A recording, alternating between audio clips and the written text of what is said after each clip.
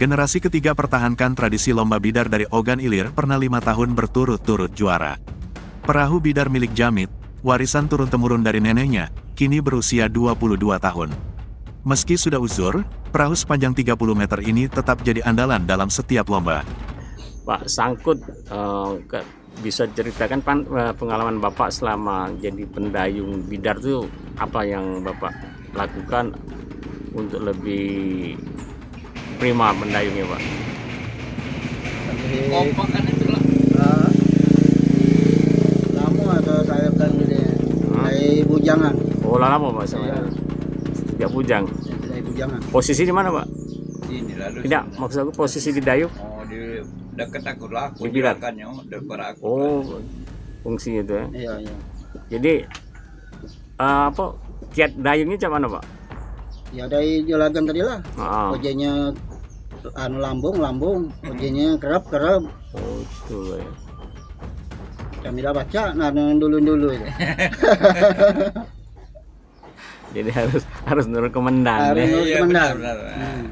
Kalau Sementara perahu bidar legendaris yang diparkir pinggir anak Sungai Ogan di desa Sungai Lebung Ulu, siap mengarungi Sungai Musi dalam lomba yang akan digelar pada tanggal 30 Agustus mendatang.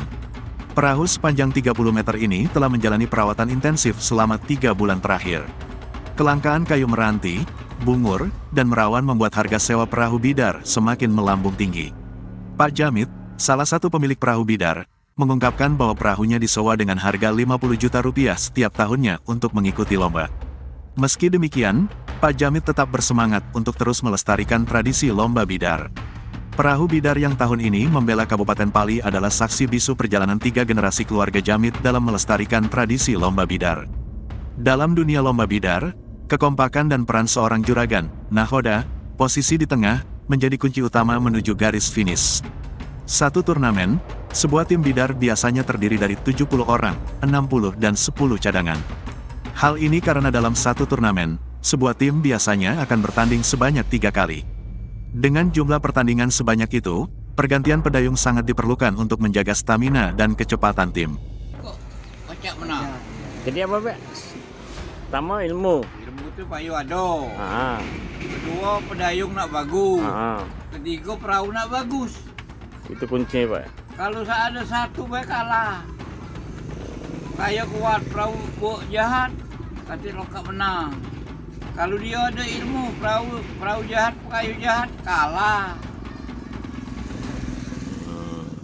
Itu nak ada galo. Jadi ilmu, perahu bagus, Kayu bagus. Isa Allah.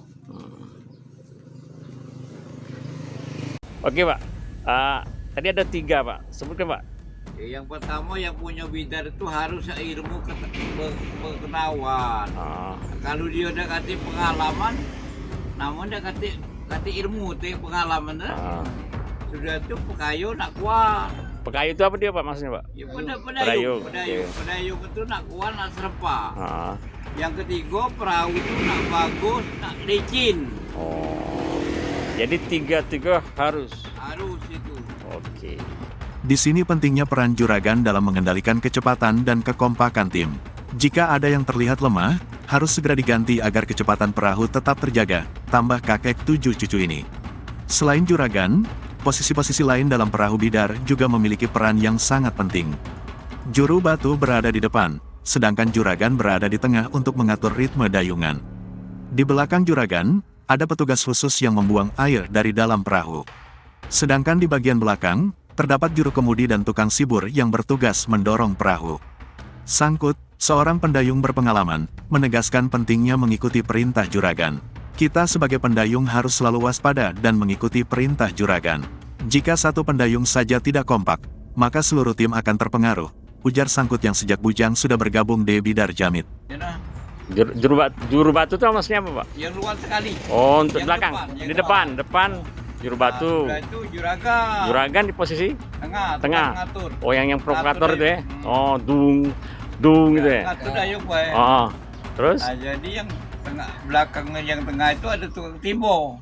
Oh, belakang Kalau ada ada banyu, tibo. khusus. Belakang lagi nyamping kemudi. Kemudi. Nah belakang lagi tukang sibur terakhir. Oh, sibur itu apa Pak? Ya belakang. Untuk dayung juga ya? Di dayung belakang terakhir. Oh itu. Oh jadi komposisinya itu Pak ya? Hmm. Harus seirama ya? Iya. Jadi kuncinya di pemandu. Iya, yang juragan tadi. Juragan tadi, istilahnya nahkodanya ya? Ya, nakoda, ya. Oh. Dari tangan komando. Oh Juragannya itu. tadi. Itu ya. Jadi bisa 60 itu ya berarti harus kompaknya. Kompak kalau dia lelet satu kacau. Harus nak rato uang 60 itu. Satu pada Beradu dayung. dayungnya ngewer sudah. Ngajak uang banyak. Oh pengaruh juga Pak. Pengaruh. Iya Pak. Oke terima kasih Pak. Pak Sangkut bisa ceritakan pengalaman Bapak selama jadi pendayung bidar itu apa yang Bapak lakukan untuk lebih prima mendayungnya Pak? Kompak kan itu lah. Lama atau saya bilang gitu ya. Dari bujangan. Oh lama Pak sama Iya. sejak bujang. Dari bujangan. Posisi di mana Pak? Sini lalu. Tidak, maksud aku posisi di dayung. Oh di dekat aku lah. Di Birat. Juragannya depan aku. Oh fungsinya itu ya. Iya, iya. Jadi apa kiat dayungnya macam mana Pak? Ya dari juragan tadi lah. Ah. Ojeknya lambung, ojeknya kerap. Oh itu ya. Kami dah baca nah yang dulu itu. Jadi harus nurut komandan Harus ya. nurut. Iya Komandan. benar. Hmm. Kalau Tim yang solid dan perahu yang prima jadi kunci kemenangan dalam lomba bidar. Banyak pemuda pemulutan yang merasakan kebanggaan ikut serta dalam tradisi ini, seperti Jamil, seorang jurnalis yang pernah menjadi pedayung. Bapak tiga anak ini pun menyampaikan kekhawatiran serius mengenai keselamatan para peserta selama perlombaan berlangsung. Ia meminta panitia penyelenggara dan petugas keamanan untuk meningkatkan pengawasan terhadap aktivitas speedboat penonton yang kerap melintas di sekitar arena lomba. Kami sangat mengkhawatirkan ombak besar yang dihasilkan oleh speedboat bisa membuat bidar kami terbalik. Apalagi saat lomba sudah memasuki babak akhir, tenaga para pendayung sudah mulai habis dan risiko kram semakin tinggi. Jika sampai ada yang jatuh ke sungai, konsekuensinya bisa sangat fatal, tandasnya. Kekhawatiran Jamit bukan tanpa alasan. Mereka sering mengalaminya akibat hempasan ombak speedboat kerap terjadi selama perlombaan. Meskipun belum pernah menimbulkan korban jiwa, namun kejadian tersebut cukup membuat was-was para peserta. Kami berharap panitia bisa membuat aturan yang lebih tegas mengenai jarak aman antara speedboat dengan peserta lomba, atau boleh ikut tapi di belakang peserta, tambahnya. Syahrul.